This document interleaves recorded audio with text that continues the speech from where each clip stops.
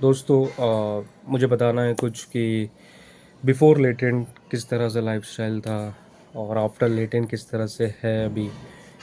Before latent corporate में था। अभी भी कॉर्पोरेट में हूँ दोस्तों। वही वहीं गोरेगांव में। कॉर्पोरेट ख़त्म हो के शाम को बैंड्रा डुरैंगोस। मैंने 2023 में 21 अगस्त 2023 को पहला ओपन माइक किया था डोरैंगोज में। तब से अपने तरफ से रेगुलर हूँ, करते जा रहा था। ऑफिस से गोरेगांव से निकल के बैंड्रा बैंड्रा में डोरैंगोज में परफॉर्म करना, एंट्री फ़ी देना 100 रुपीज़ फॉर पोएट और कॉमेडियंस का 200। तो डेली 100 रुपये देना। मैं लंच के बाद जो स्नैक्स खाता था, जैसे कि स्नैक्स में ये पापड़ी घाटिया और क्या नाम है, और भी वो बहुत सारे पंजाबी तड़का सब बेफर ये सब, तो वो सब मैं जब ये फील्ड में आया तो वो सब मैंने बंद किया। मैं बोला कि 20-30 रुपये सा ने स्नैक्स नहीं खाएंगे लंच के बाद। और जो एंट्री फीस लगता है ओपन माइक्स के लिए 100 रुपीज़, वो पे करके परफॉर्म करेंगे 4 मिनट। वो करना शुरू किया daily, Monday to Friday Dorangos, Saturday Sunday कहीं और अलग अलग प्लेटफॉर्म पे। क्योंकि सैटरडे संडे बहुत सारे माइक्स होते हैं, तो मैं अपने तरफ से कोशिश करता हूँ कि यहाँ जाऊँ वहाँ जाऊँ और परफॉर्म करूँ ट्रैवल करते करते। क्योंकि मेरे सीनियर कॉमिक्स फ्रेंड्स ने कहा है कि स्टार्टिंग में एंट्री फीस लगता है। जब आप धीरे धीरे करने लग जाओगे, तो जब ऑर्गेनाइज़र को प्रोड्यूसर को अच्छा लगे तो वो फ्री स्पॉट्स देगा, ओपन स्पॉट देगा, वो किसी और को रिकमेंडेट करेगा। तो वैसे ही सब है। तो ऐसा चलते आ रहा था बिफोर लेटेंट। प्रैक्टिस कर रहा हूँ, परफॉर्म कर रहा हूँ यहाँ वहाँ, और सब लोग जानते हैं कि ये बंदा रेगुलर है, कर रहा है। अच्छा लगता है सुन के, क्योंकि अपना मेहनत किसी को दिख रहा है। तो जब ये सब मेहनत करते करते फिर जब आया लेटेंट शो, तो वो लेटेंट शो आया। फर्स्ट एपिसोड ऐसे ही आराम से बेड पे लेट के देख रहा हूँ आराम से कि ऐसा ऐसा शो है बढ़िया। और फर्स्ट एपिसोड के लास्ट में समय भाई ने कहा था कि तो विनर्स तो सारे पार्टिसिपेंट्स है, लूज़र्स वो है जो घर पे देख रहे हैं। और जो हिट हुआ, जैसे कि मैंने लेटेंट में कहा भी कि जो वो लाइन हिट हुआ, मोटिवेशनल लाइन, तो मैंने कहा कि मैं भी फॉर्म भरूँगा, मैं भी परफॉर्म करूँगा। मैंने फॉर्म भरा। फर्स्ट टाइम भरा, नहीं हुआ। सेकंड टाइम भरा, नहीं हुआ। मेरा एपिसोड से पहले बहुत सारे एपिसोड्स शूट हो चुके थे, मुनावर भाई के, बस्सी भाई के, गुरलीन पन्नू, बहुत सारे एपिसोड्स जो अभी अभी क्लैप्स करके मेंबरशिप्स पे आए। तो मैंने सेकंड बार भरा, नहीं हुआ। थर्ड टाइम भरा फॉर्म, नहीं आया कुछ कंफर्मेशन मेल। फोर्थ टाइम नहीं, फिफ्थ टाइम भरा तो हुआ। जब फिर फ़ोन आया, उस वक्त ना दो चीज़ चल रहा था मेरे ओपन माइक्स फील्ड में कि एक कम्यून का बेस्ट ऑफ मुंबई करके चल रहा था लाइनअप कि fill this form if you are open micer, if you want to perform. मतलब रेगुलर जो परफॉर्म करते हैं कम्यून के ओपन माइक्स में, उसमें से जो बेस्ट होते हैं वो लोग को लाइनअप में मिलेगा, बेस्ट ऑफ कम्यून मुंबई। तो उसके लिए फॉर्म भरा। बहुत एक्साइटेड था कि उसमें नाम आ जाएगा, बट नाम नहीं आया। बट मेरे फ्रेंड लोग का नाम आया, उसमें खुश हुआ। ईमेल पे देखा मैंने मेरे दोस्तों का नाम, 10 लोग में से 2 या 3 मेरे दोस्त थे जिसका जो सेलेक्ट हुए थे बेस्ट ऑफ कम्यून मुंबई के लिए। और फिर अगले ही दिन मुझे लेटेंट का कॉल आया। वहाँ से कॉल आया एक मैडम का कि ऐसा ऐसा है, आप सेलेक्ट हो गए हो, आपको 18 को आना है, 18 जुलाई को आना है। मैं बोला ठीक है। तो फिर मैंने ऐसा उसी टाइम पे शुक्रिया कहा ऊपर वाले को कि एक चीज़ नहीं मिला बेस्ट ऑफ कम्यून मुंबई, तो दूसरा चीज़ मिल गया। तो होता है दोस्तों, ऐसा ऐसा होता है।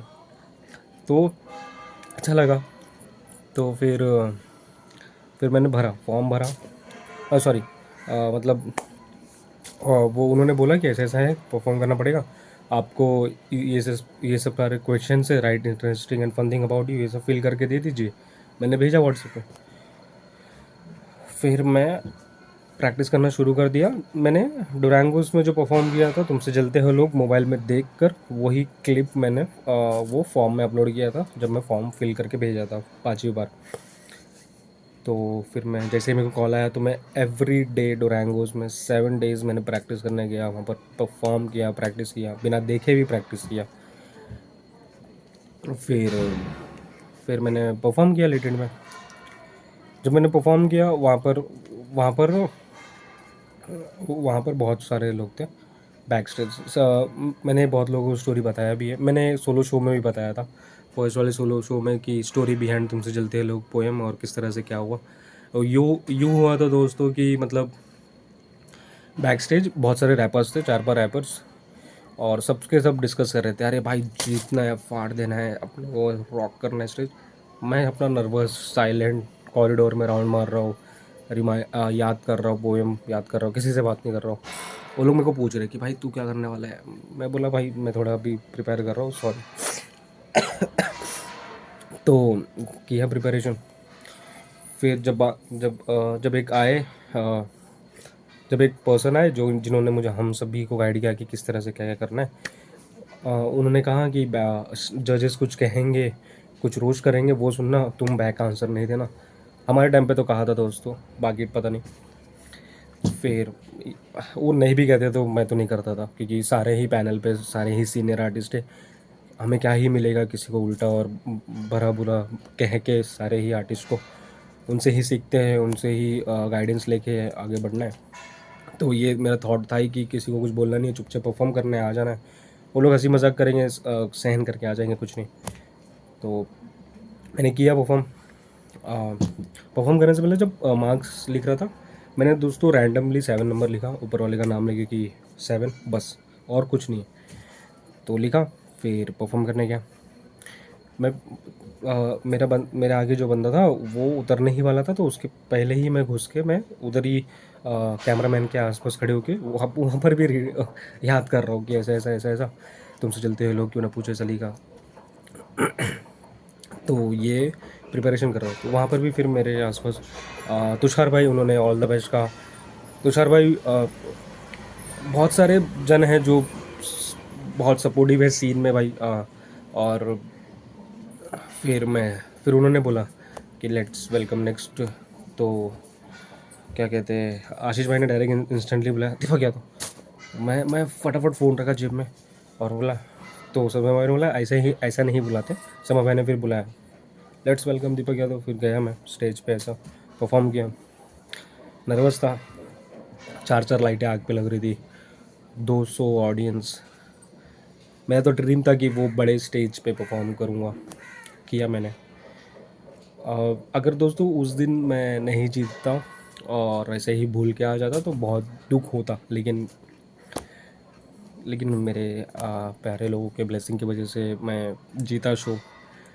कहते हैं ना दोस्तों कि जितना भी मेहनत किया ओपन माइक्स में रेगुलर जा के लोगों के सामने दिखा कि दीपक कितना अच्छा लिखता है, पढ़ता है, लोग देखे, तो बात वही है दोस्तों, दो जो दिखता है वही बिकता है। तो मैं परफॉर्म करते करते, रेगुलर परफॉर्म करते करते किसी ने मुझे देखा वहाँ पर, और उन्होंने ही मुझे मौका दिया लेटर में परफॉर्म करने का।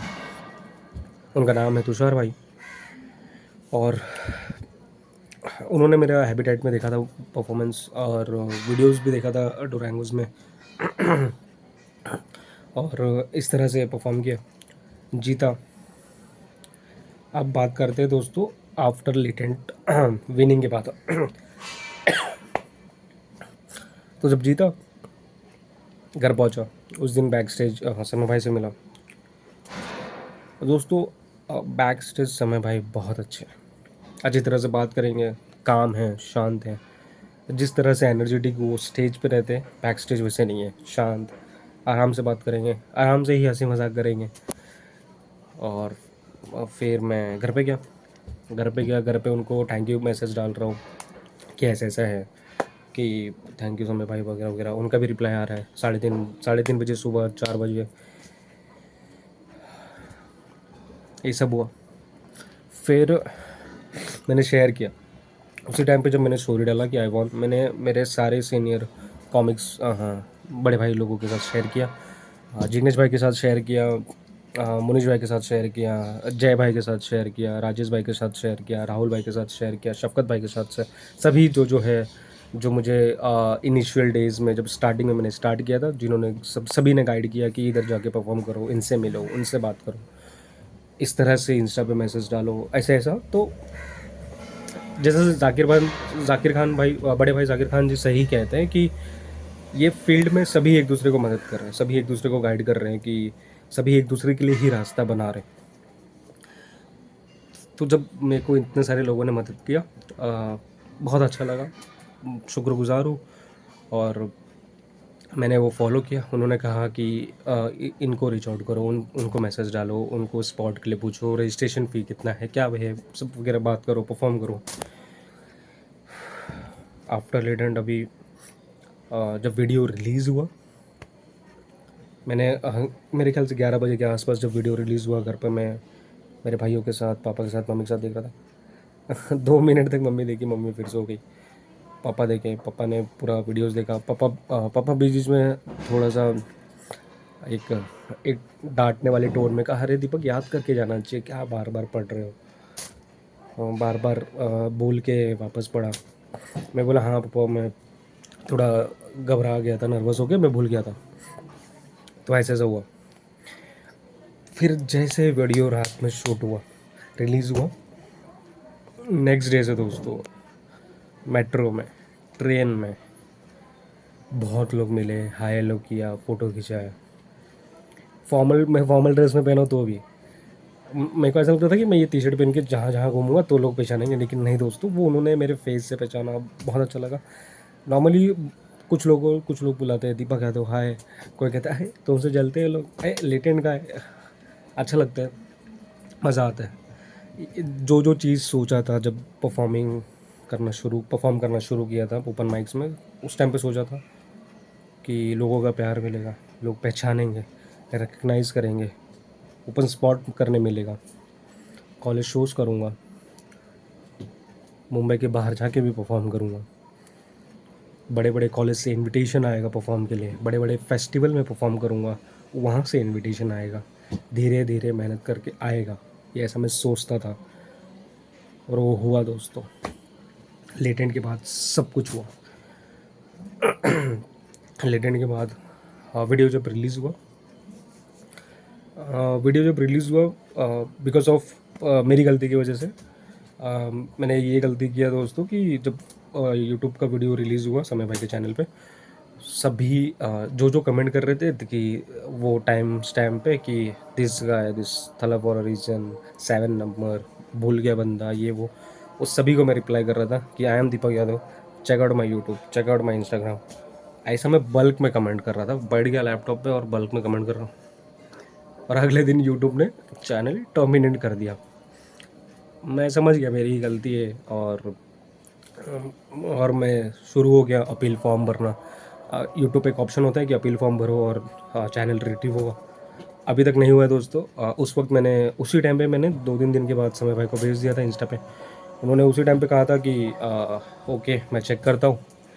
फिर एक हफ्ते के बाद उन्होंने रिप्लाई किया कि मैंने फॉरवर्ड कर दिया है दीपक, तभी चेक कर रहे हैं। और उसके बाद वो समय भाई बाकी सारे शोज़ में, बाकी सारे सितंबर में उनका वो आया, क्या कहते हैं, solo show unfiltered, Shri Shanmukhananda hall में, ऑडिटोरियम में।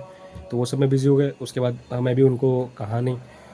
वो बात की बात है दोस्तों, हो जाएगा चैनल रिट्रीव, आ जाएगा मेरा यूट्यूब चैनल, कोई टेंशन नहीं। नहीं भी आएगा अपन दूसरा चैनल खोल लेंगे एक टाइम के बाद। फ़िलहाल इंस्टा पे ऑडियंस बनेगी धीरे धीरे। एक और चीज़ हुआ दोस्तों कि मेरा जो यूज़र नेम है इंस्टा पे DDSRY21, तो बहुत लोग सर्च कर रहे हैं दीपक यादव, तो कोई और उनको आईडी मिल रहा है और वो उनको फॉलो कर रहे हैं, जो भी है।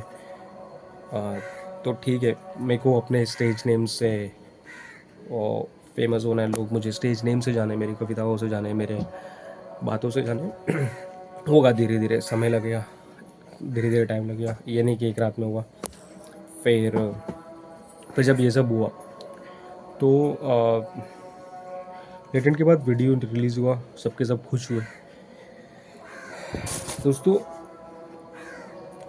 वीडियो जब रिलीज़ हुआ ना, मतलब बहुत बड़ा बूस्ट मिला एज एन आर्टिस्ट, मुझे ही नहीं बाकी लोगों को भी मिला होगा जिन्होंने परफॉर्म किया, जिन्होंने वो शो जीता, उन सभी को एक बहुत अच्छा बूस्ट और एक बहुत अच्छा पुश मिला है कि और करो आगे, और बहुत कुछ करना बाकी है। तो मुझे मिला, घर वाले खुश हुए। पहले पहले घर पे कभी कभार कहते थे घर वाले कि कितना सारा पैसा जा रहा है ओपन माइक्स फीस में वगैरह वगैरह, ट्रैवलिंग में भी जा रहा है। बस जिस दिन से शो जीता उसके बाद से नहीं कहते। उनको समझ में आता है कि फील्ड, उनको समझ आ गया है कि फील्ड में पैसे जाते हैं, लोगों से मिलना पड़ता है, लोगों के साथ कहीं पर बैठना पड़ता है, बातें करना पड़ता है। तो अभी अभी नहीं कहते, कोई दोस्त खुश है, सब खुश है। अभी फ्री स्पॉट्स मिलते हैं दोस्तों, कोई कोई वेन्यू पे फ्री स्पॉट्स मिलते हैं। एज अ गेस्ट परफॉर्म करता हूँ, as a featured artist perform करता हूँ। और फिर उसके बाद एक बढ़िया वो क्या कहते हैं, तो क्या बढ़िया वो हुआ, क्या नाम है, ऑडिशन हुआ पुणे गॉट टैलेंट के लिए। तो पुणे गॉट टैलेंट के लिए ऑडिशन दिया, परफॉर्म किया। मतलब जब एक चीज़ होता है ना दोस्तों, बहुत सारे अपॉर्चुनिटी मिल जाते हैं।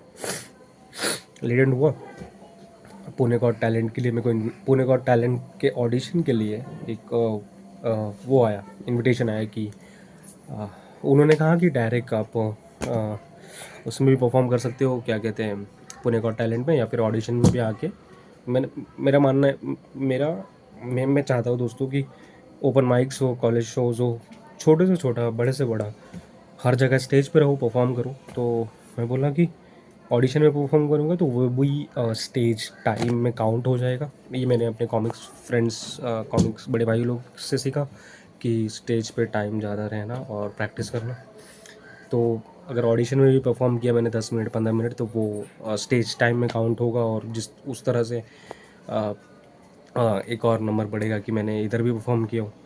फिर जब उधर परफॉर्म किया, फिर वहाँ पर सेलेक्ट हुआ to go to Pune got talent. Pune got talent में परफॉर्म किया। Pune got talent was by under 25 submit. तो वहाँ परफॉर्म किया। वहाँ पर भी मज़ा आया दोस्तों, बहुत सारे, मतलब मुंबई से पुणे गए और वहाँ के ऑडियंस का प्यार मिला, रिकग्नाइज़ किए।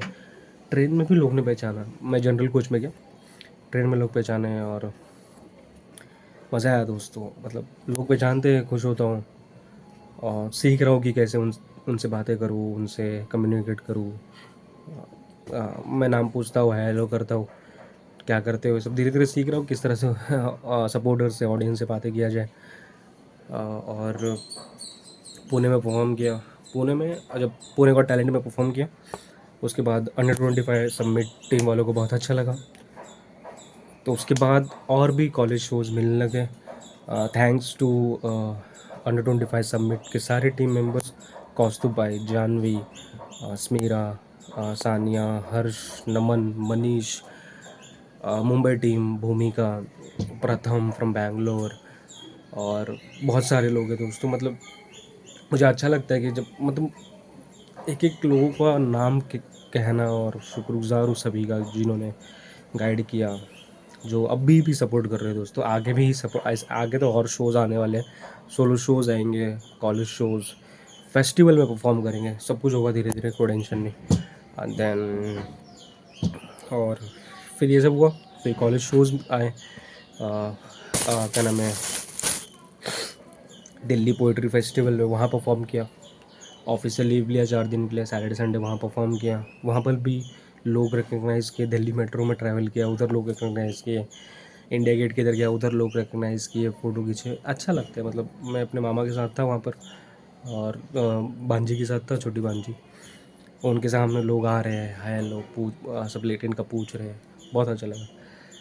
लेटेंट का वीडियो आने के बाद ना बहुत सारे लोग मुझे डीएम कर रहे हैं कि व्हाट्स द प्रोसेस। सभी को मैं ऑडियो रिकॉर्ड करके बोल रहा हूँ कि ये प्रोसेस है। समय भाई के स्टोरीज़ पे फॉर्म लिंक आएगा, हैबिटेट के इंस्टा पे फॉर्म लिंक आएगा, उनके स्टोरीज़ का नोटिफिकेशन ऑन करके रखिए। जैसे ही कुछ आएगा, आपको नोटिफिकेशन आएगा, फटाक से फॉर्म भर दीजिएगा। इससे मुझे याद आया कि मुझे कैसे पता चला कि लेटेंट का फॉर्म कब रिलीज़ हुआ। Special thanks to Manoj Verma भाई, जो वर्सोवा में रहते हैं, स्टैंड अप कॉमेडियन है, एक्टर है। उन्होंने मुझे जैसे ही, मैंने तो नोटिफिकेशन ऑन करके रखा था, बट मेरा ध्यान नहीं था कि कब फॉर्म भरना है ऐसा, तो उन्होंने मुझे फटाक से स्टोरी शेयर किया समय भाई का। तो मैंने फॉर्म भरा, 5 हो गया। कॉलेज शोज सिम्बसिस में परफॉर्म किया, फिर सोमैया में परफॉर्म किया, Atharva college, Vaze college, then ICT college, बहुत सारे कॉलेज में दोस्तों। अभी तो आने वाले टाइम में तो बहुत सारे कॉलेज में परफॉर्म करने वाला हूँ। अच्छा लगता है दोस्तों, मतलब latent given me the more opportunities, मतलब बहुत सारे अपॉर्चुनिटीज़ खोल दिए हैं, बहुत सारे लोग जान रहे हैं, पहचान रहे हैं। और क्या कहूँ दोस्तों, और यही सब मतलब। हाँ, एक और कहना था कि for upcoming artist, for me, मेरे मेरे ख्याल से 3-4 दिन पहले मेरे को एक जन का DM आया, हरियाणा से एक बंदा है जो हरियाणवी में शायरी करता है। वो एक बार आए थे टोटली ओपन माइक में, उन्होंने परफॉर्म किया। फिर 3-4 दिन के बाद या 1 महीने के बाद उन्होंने लिटिल में परफॉर्म किया। वो कौन से पैनल पे थे, मेरे ख्याल से 93 पॉइंट वाले पैनल पे, किसी पैनल पे थे जो लेटेस्ट में अभी शूट हुआ है। उन्होंने मेरे को DM किया कि भाई मैंने परफॉर्म किया, थैंक यू फॉर गाइडेंस है वो। मैं बोला बढ़िया बढ़िया भाई। तब वो पूछ रहे कि कब आएगा वीडियो, कब रिलीज़ होगा। तो मैंने कहा कि भाई टेंशन मत लो, सब ठीक हो जाएगा। कुछ मेरे दोस्तों, मैं तो कहता हूँ कि जो कुछ भी चल रहा है अभी, कंट्रोवर्सी ये वो वगैरह वगैरह, इस पे अपन बात करेंगे। पहले मैं कहता हूँ कि लीडेंट के बाद मेरे साथ क्या क्या हुआ है।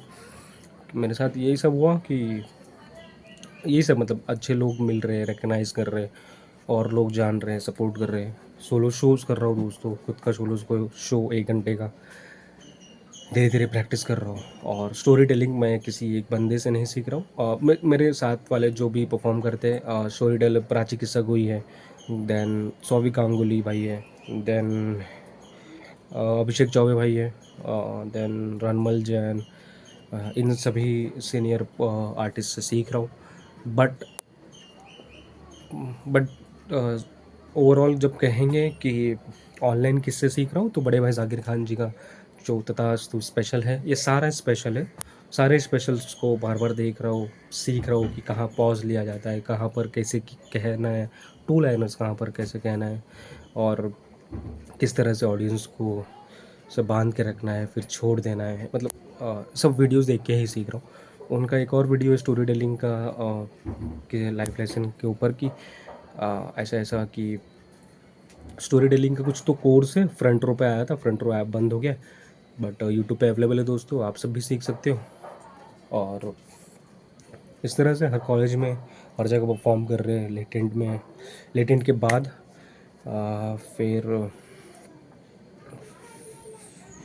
फिर बहुत सारे सोलो शोज़ प्लान किया हूँ।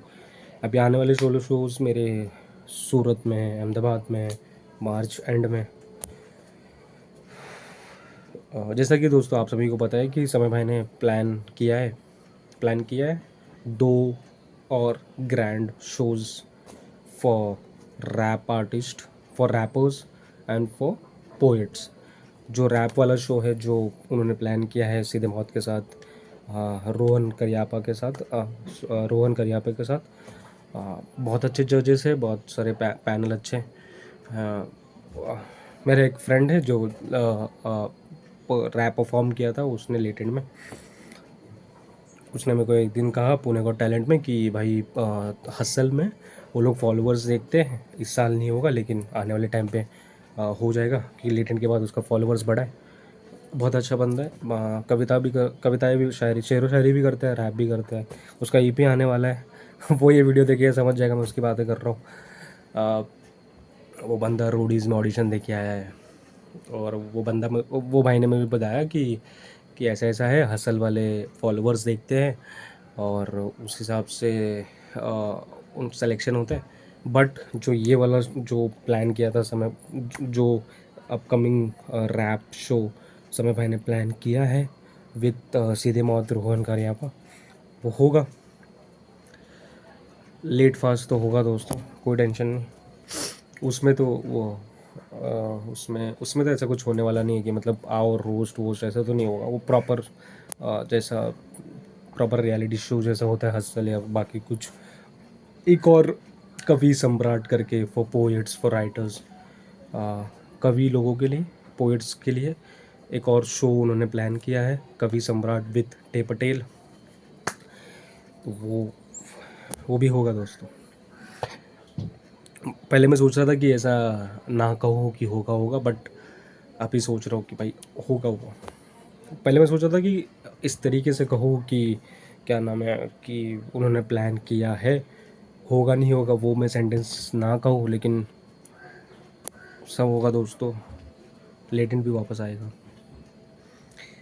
सब कुछ ठीक होगा। कुछ समय की बात है, कुछ हफ्तों की बात है, 2-3 हफ्तों की बात है। सब शॉर्टेड हो जाएगा, क्लियर हो जाएगा, और सब कुछ बराबर अच्छे से वापस से चलेगा। सारे न्यू आर्टिस्ट को फिर से मौका मिलेगा परफॉर्म करने का, अपना आर्ट दिखाने का, और आगे बढ़ने का। और और और मैं कह रहा था कि हाँ, जो कंट्रोवर्सी चल रहा है, क्या कहते हैं, हाँ, गाली गलौज पे, कि इस तरह से ये कहा। रणवीर भाई ने जो जोक कहा है, वो जोक उनका भी नहीं है, वो बहुत पुराना जोक है। वो यूएस में किसी एक लेडी ने कहा था, कॉमेडियन है क्या है मुझे भी नहीं पता, उन्होंने कहा था। उनके बाद कल परसों मैंने रील देखा कि उनके बाद करण गिल भाई ने, जो कॉमेडियन है करण गिल भाई, उन्होंने भी वो सेम किसी गेस्ट को पूछा था। उसके बाद रणवीर भाई ने सोचा उस दिन शो पे कि ये जोक ट्राई किया जाए, या उन्होंने फ्लो में कहा, उन्हें पता। बट दोस्तों, take a joke has a joke, मतलब समय भाई भी कहते हैं कि जोक को जोक की तरह लिया जाओ, जोक को जोक की तरह लिया जाए, ना कि उसमें ढूंढा जाए कि इसने ऐसा क्यों कहा, इसके पीछे रीज़न क्या है, ये कहना क्या चाहता है इस बात पे। नहीं, जोक है, हंसो, भूल जाओ। बाकी तुम्हारा जीवन दुख से भरा ही हुआ है सबका जीवन दुख से भरा हुआ है। कुछ पल हंस लो, इंजॉय करो, बस। और क्या है, जैसे कि लोग कह रहे हैं ऑनलाइन, कुछ रिपोर्टर्स ये वो वगैरह वगैरह, कि गाली गलौज है, ऐसा गाली वैसा गाली। दोस्तों, बात कुछ नहीं है, ऑन कैमरा ऑफ कैमरा की बात है। ऑन कैमरा लोग बहुत अच्छे बनते हैं, या जिस तरह से बहुत अच्छे बनते हैं, या फिर जिस तरह से वो है वैसा वो प्रेजेंट करते हैं। लेकिन ऑफ कैमरा सभी के सभी अपने ही दोस्तों के आसपास बहुत बहुत बहुत बकचोदी करते हैं, बहुत गाली गलौज देते हैं। मैं अपने स्कूल के 4-5 दोस्त थे, उनके साथ जब रहता हूँ तो बहुत हंसी मजाक होता है, एक दूसरे की खींचना, ये वो, गाली देना वगैरह वगैरह, मस्ती। अ, मेरे ख्याल से दोस्तों डिफरेंस है, there is a difference between slangs and intentionally किसी को गाली देना, या फिर फ्लो में कुछ कह देना। तो जो कुछ कोई कह रहा है, किसी को इंटेंशनली नहीं पूछ रहा है, नहीं कह रहा है कि ऐसा ऐसा तेरे तेरे लिए, तेरे को, तेरी, ऐसा वगैरह नहीं। कुछ स्लैंग्स होते हैं, कुछ फ्लोज में हो निकलते हैं। इंटेंशनली जब किसी को कुछ कहेंगे तो मेरे ख्याल से तब वो गलत है, ना कि ऐसे ही। बात वही है दोस्तों कि रणवीर भाई का पर्सनालिटी है बहुत अच्छा, ऑफ स्टेज भी अच्छा है, ऑफ कैमरा भी अच्छा है। जब आप उनके पॉडकास्ट या उनके घर के आसपास जब गार्डन में जब वो रहते हैं, तो उधर जब आप मिलोगे तो वहाँ अच्छे से मिलते हैं, अच्छे से बात करते हैं। बट वही है कि उनके जब दोस्त हैं, कुछ उनके क्लोज फ्रेंड्स, उनके साथ जब वो रहेंगे तो उन हंसी मजाक गाली गलौज सभी के सभी करते हैं दोस्तों, मैं भी करता हूँ। सब सब लड़के लड़कियाँ सब, जब वो अपने आसपास क्लोज फ्रेंड्स से जब रहते हैं, उनके आसपास जब उनके ही लोग रहते हैं, तो वो अच्छे से खुल के बातें करते हैं। तो दिस द लेटेंट शो वही है कि मतलब ऑडियंस आई, स्टार्ट हुआ, समय भाई स्टार्ट किए, चढ़े, और स्टार्ट हो गया। मतलब कुछ कट, कुछ रॉ वॉ कुछ नहीं, कुछ स्क्रिप्ट नहीं, कुछ नहीं। इससे पहले भी बहुत लोगों ने कुछ ना कुछ कहा है, तो उस टाइम पे किसी ने आवाज़ कुछ उठाया नहीं कि इसने ऐसा क्यों कहा, ये गाली वो गाली। बट अभी क्यों हो रहा है मुझे भी नहीं पता दोस्तों।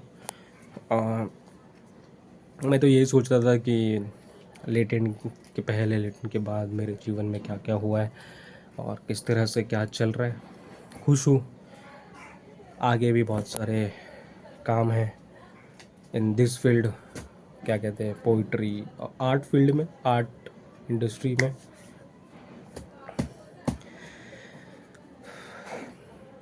यही कहना था दोस्तों कि मतलब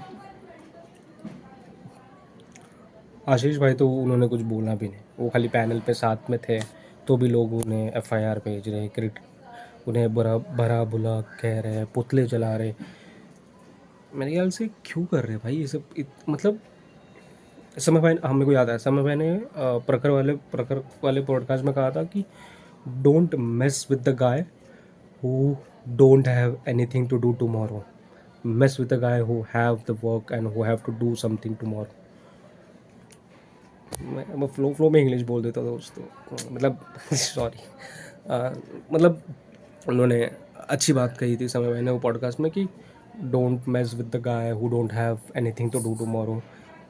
if you want to mess with the guy who have a work, who have something to do tomorrow। और जो बंदा जिसके पास कुछ करने को है कल, वो भूल जाएगा, वो बहस करेगा ही नहीं, वो बिज़ी इतना है कि उसको 10 काम है, वो ये सब में टाइम वेस्ट नहीं करेगा। तो जो लोग भी हैबिटेट के बाहर नारे लगा रहे हैं या जो भी पोस्टर जला रहे हैं, पोस्टर पे पैर रख रहे हैं, समय भाई और रणवीर भाई दोनों साथ में खड़े हैं, वो पोस्टर पे सब क्रॉस है, वो पोस्टर पे सब पैर रख रहे हैं वगैरह वगैरह, क्यों कर रहे हैं? मतलब क्या उनके पास दूसरा कुछ काम नहीं है? उनको मतलब ऐसा माना कि वो है पॉलिटिक्स फील्ड में कि, तो उनको कुछ ऐसा दूसरा कुछ काम धंधा नहीं है क्या? मतलब कुछ काम करें कुछ। मेरे ख्याल से जो वो सब लोग कर भी रहे ना, वो अच्छी तरह से समय भाई को जानते भी नहीं होंगे कि समय भाई ने कहाँ से कॉमेडी स्टार्ट किया कॉमिक्सतान से, उससे पहले ओपन माइक्स में, फिर धीरे धीरे कैसे शो, खुद का शो बनाया, कितना मेहनत जाता है शो बनाने में, आर्टिस्ट को क्यूरेट करना। और दोस्तों सभी के सभी थैंकफुल है समय भाई के लिए, लेकिन मेरे ख्याल से सभी परफॉर्मर को, सभी जो भी आर्टिस्ट हैं उनको, उनसे भी एक बात कहूँगा कि be thankful for the person who have selected you, be thankful for that person who has given the opportunity to you, who has selected to you to perform, जिन्होंने क्यूरेट किया। तुषार पुजारी भाई, thank you so much. Tushar पुजारी भाई है जिन्होंने, जो curator है और जो सभी लोगों को छानते हैं और ढूंढते हैं किनको किनको परफॉर्म करना चाहिए। थैंक यू भाई। मतलब शोज मेरा तो बहुत पहले से भी थॉट है, जब मैं 5 साल पहले कॉर्पोरेट फील्ड में आया था, तो उस वक्त से ही मीम चल रहा है कि एचआर के ऊपर ऐसा कॉमेडी। मेरा मानना है कि दोस्तों, आपके और कंपनी के बीच में एचआर है, टेक्निकल राउंड और जो भी कुछ है कि मतलब इंटरव्यू राउंड, एचआर बात करती है, एचआर सेलेक्ट करती है, एचआर अपॉइंटमेंट लेती है, कब हम फ्री है, कब कब वो इंटरव्यू जो लेने वाला है वो बंदा फ्री है, उस हिसाब से इंटरव्यू सिलेक्शन होता है सब। तो एचआर के थ्रू से ही जाना होता है, तो बीच में मेन एचआर है। तो we should not make fun of HR because they are the one who gives us opportunity, who selects us to give interview for job. मेरा तो बहुत समय से हंसी मजाक में अपन कहते हैं कि रंगोली बनाते हैं वगैरह वगैरह, लेकिन on a serious note, on a seriously कि मतलब नहीं मजाक उड़ाना चाहिए हमें। क्यूरेटर हो, जो भी क्यूरेटर भी है, उन्हें भी ह्यूज रिस्पेक्ट। सारे शोज़ के जो क्यूरेटर है, जो सेलेक्ट करते हैं, जो मौका देते हैं, और यही सब है दोस्तों। और जो कुछ भी अभी चल रहा है, कुछ दिनों की बात है, सब ठीक हो जाएगा। क्योंकि जब एआईबी के टाइम पे भी जो कुछ हुआ था, मेरे ख्याल से सब सॉर्ट आउट हो गया था। और आज भी सारे एआईबी के मेंबर्स राइटिंग प्रोजेक्ट्स और जो एड्स ये सब कर रहे हैं, सभी के सभी आज टॉप पे ही बैठे हुए हैं। सारे ओटीटी प्लेटफॉर्म्स के साथ उनका टच है, उनके साथ काम कर रहे हैं, उनके साथ लिख रहे हैं। तो यही सब है दोस्तों। मतलब as an artist, the show India's got latent is very is very is very important. मतलब बहुत बहुत अच्छा शो है सारे आर्टिस्टों के लिए, क्योंकि बहुत सारे प्लेटफॉर्म्स हैं, बहुत सारे क्रिएटर्स हैं कि किन्होंने भी मतलब जितने भी सारे बड़े बड़े आर्टिस्ट हैं, उन सभी ने कुछ ना कुछ अलग कंसेप्ट में शो निकाला on basis of comics lineup. जैसा कि प्रेटी गुड रोड शो है, उसमें लाइनअप ऑफ 4 कॉमिक्स 5 कॉमिक्स है और एक एक के ऊपर रोस्ट किया जा रहा है, तो वैसा है। बट टैलेंट शो जैसा किसी ने बनाया नहीं, किसी ने सोचा भी नहीं होगा। समय भाई ने सोचा, उन्होंने एग्जीक्यूट किया, बहुत अच्छा चला, सारे के सारे आर्टिस्ट खुश हैं। सब मेरे तो कुछ फ्रेंड्स हैं जिनका बकेट लिस्ट है, जिनका ड्रीम है लेटेंट शो पे आना। कुछ मेरे पोएट फ्रेंड्स ने तो स्टोरी भी डाला था कि सपना सपना रह गया लेटेंट शो पे जाना। मैं नाम नहीं लूँगा कौन लिखा, बट जिन्होंने भी लिखा मैं उनको जानता हूँ, और पोएट है वो। तो और यही है दोस्तों कि मतलब जो हाँ, मतलब इतना बड़ा ऑडियंस फैन बेस होने के बाद शो प्रॉपरली रन करना, बाकी लोगों के पास भी है, सारे गेमर्स हो गए, क्रिएटर्स हो गए, हर यूट्यूब क्रिएटर्स जो बड़े हैं, सभी के पास बहुत बड़ा ऑडियंस बेस है। किसी ने सोचा नहीं कि टैलेंट शो बनाया जाए, एग्जीक्यूट किया जाए, लोगों को अपॉर्चुनिटी दिया जाए, अपकमिंग आर्टिस्ट को मौका दिया जाए। अगर उन्होंने सोचा भी होगा तो उन्होंने एग्जीक्यूट नहीं किया दोस्तों। बट समय भाई ने सोचा, समय भाई ने एग्जीक्यूट किया, और मौका दे रहे सभी को, और खुश हैं सभी के सभी आर्टिस्ट खुश हैं। जितने जन परफॉर्मर से लेके विनर, जो पार्टिसिपेंट थे, सभी का सभी करियर अभी बहुत अच्छा चल रहा है। जिन्होंने रैप किया, कविता पढ़ा, गाने पढ़े, गाने कहे, कॉमेडी किया, सभी के सभी कुछ ना कुछ कर रहे हैं। कोई सोलो शोज़ कर रहे हैं। एक हरियाणा से एक लड़की है, वो सोलो शोज़ कर रही है। यहाँ पर मैं सोलो शोज़ कर रहा हूँ, परफॉर्म कर रहा हूँ, मौके मिल रहे हैं। किसी किसी को फेस्टिवल से इनवाइट्स आ रहे बड़े बड़े, और सभी के सभी मौका मिलने के साथ साथ, इनविटेशन मिलने के साथ साथ एक इनकम सोर्स भी बन गया बहुत सारे परफॉर्मर्स के लिए। तो वो दैट्स द बिग थिंग कि मतलब एक फील्ड जिसमें हम सोचते थे कि ये फील्ड में हमें कुछ मिलेगा कि नहीं, पैसा वैसा मिलेगा कि नहीं, क्योंकि ऐसा मजाक बना दिया गया था। किसी को ऐसा मजाक में कहते थे आपस में, कह रहे पोएट पैसा नहीं कमा पा रहे वगैरह वगैरह, राइटर्स पैसा नहीं कमा पा रहे। लेकिन जब एक प्लेटफॉर्म से जब कोई निकलता है, जब कोई परफॉर्म करता है, वो प्लेटफॉर्म का वैल्यू, ऑथेंटिसिटी, और कुछ कुछ वर्ड्स है दोस्तों, मेरे को याद नहीं आ रहा है, उसका नाम, उसका उसका उसका रिस्पेक्ट, उसका वैल्यू उस शो का, उस वजह से परफॉर्मर को बहुत वो होता है, मतलब बहुत वैल्यूबल, बहुत हेल्पफुल होता है कि वो और कुछ आगे कर सके। वो बूस्ट देता है, मोटिवेशन देता है कि अभी भी तो बहुत कुछ करना है, ये वो वगैरह वगैरह। तो ऐसे टैलेंट शोज़, रियलिटी शोज़, अगर बाकी जो बड़े बड़े ऑडियंस बेस लेके बैठे हैं, अगर वो करेंगे, that will be the payback to the audience, and that will be the payback to the society, because talent shows नए नए, क्योंकि टीवी रियलिटी शोज़ पे तो इतना आसान नहीं है कि फॉर्म भरे और चले जाए और टीवी पे दिख जाए, नहीं। लेकिन जो भी बड़े बड़े क्रिएटर्स हैं, जिनके पास बड़ा बड़ा ऑडियंस बेस है, अगर वो सोचेंगे, एग्जीक्यूट करेंगे कि एक टैलेंट शो बनाना है और सपोर्ट करना है लोकल आर्टिस्ट को, हो सकता है, क्यों नहीं। समय भाई ने सोचा, एग्जीक्यूट किया, हो सकता है। मेरे ख्याल से ऐसा ऑफलाइन टैलेंट शो किसी ने सोचा भी होगा तो एग्जीक्यूट तो नहीं किया, समय भाई ने किया। और जब जब ये हो रहा है, जब समय भाई टॉप पे है, पता नहीं कुछ लोगों को अच्छा नहीं लग रहा है, वो जल रहे हैं उनसे और उन्हें पीछे खींच रहे हैं, और क्यों कर रहे पता नहीं भाई। बात वही है, जिनके पास कुछ करने को नहीं है तो वो दूसरे को ही नीचे कर रहे हो, क्या बोलने का। वो लोग को कुछ काम होता करने को तो वो लोग उसमें बिज़ी होते, कुछ नहीं है तो किसी और के काम को रोक रहे वगैरह वगैरह। तो यही दोस्तों, अपने आप को बिज़ी रखो और सीखते रहो। और यही है, जो भी कंट्रोवर्सी चल रहा है, ये मेरा मानना है, मेरा बिलीव है कि कुछ हफ्तों की बात है, और मैं कह भी सकता हूँ कि 2-3 हफ्तों की बात है, और ये शॉर्ट आउट हो जाएगा, क्लियर हो जाएगा, सब शांत हो जाएंगे और वापस सब कुछ नॉर्मल हो जाएगा दोस्तों। जो भी सोच रहे हैं कि वापस परफॉर्म करना है ये वो, मेरे ख्याल से सरकार और लोग भी समझेंगे, जो लोग अब भी आवाज़ उठा रहे हैं, अब भी कुछ कह रहे हैं कि ऐसा ऐसा, वो बाद में वो हेटर से सपोर्टर बन जाएंगे। होता है दोस्तों, ये सब होता है। मतलब मतलब मेरे पास एक्सपीरियंस नहीं होता होता ऐसा मैं कह रहा हूँ, लेकिन बिलीव है और विश्वास है कि जो कुछ भी ऐसा हो रहा है ये ठीक हो जाएगा सब कुछ।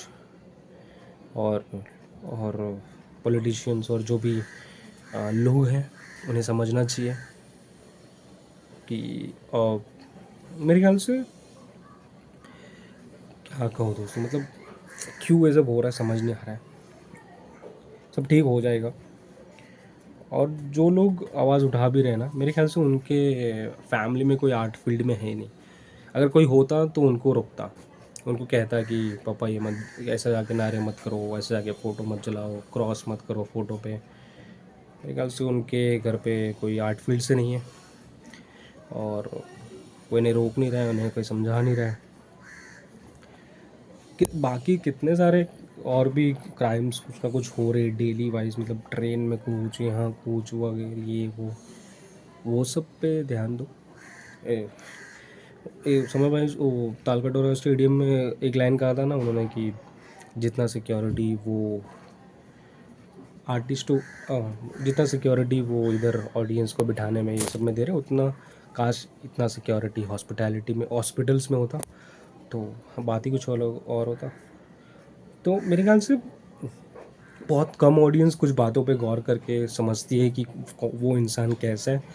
दोस्तों, उनके पॉडकास्ट देखो, उनके कुछ कुछ व्लॉग्स देखो, उन आपको बस बात पे गौर करना है और समझ जाओगे पर्सनालिटी कैसा है किसी का। तो भाई अच्छे हैं समय, भाई सभी के सभी अच्छे हैं। तो वो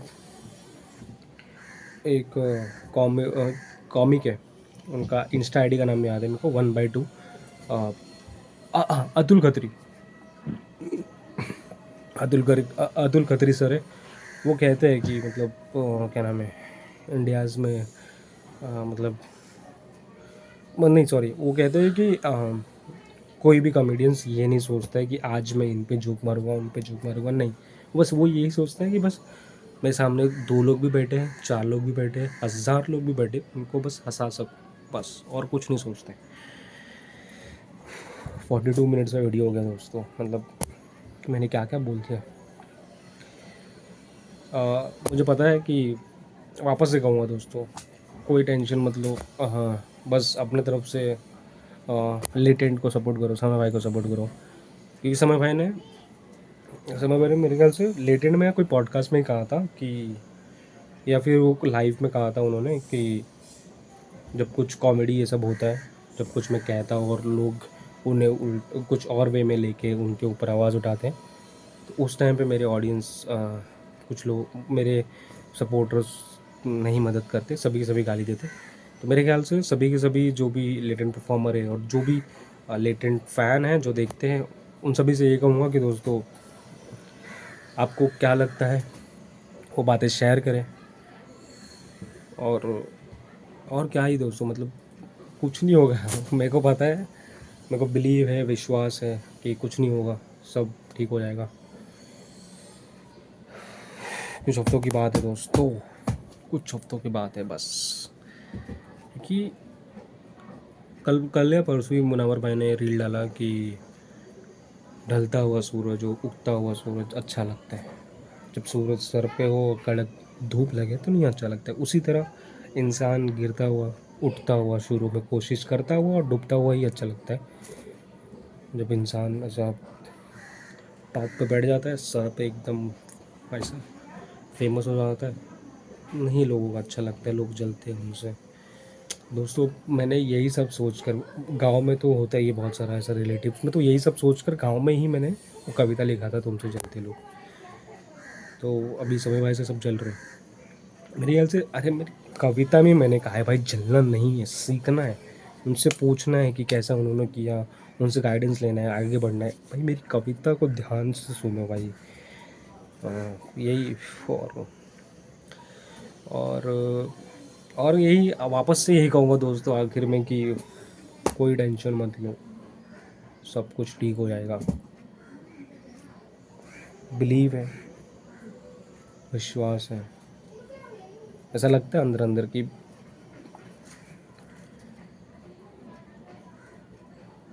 सब हो जाएगा ठीक, कुछ टेंशन वाली बात नहीं है। और जो लोग भी आज हेट कर रहे कल वो सपोर्ट करेंगे। किसी ने तो बहुत अच्छी लाइन कही थी कि मतलब जो आज हेटर्स है वो कल सपोर्टर्स बन जाते ही है।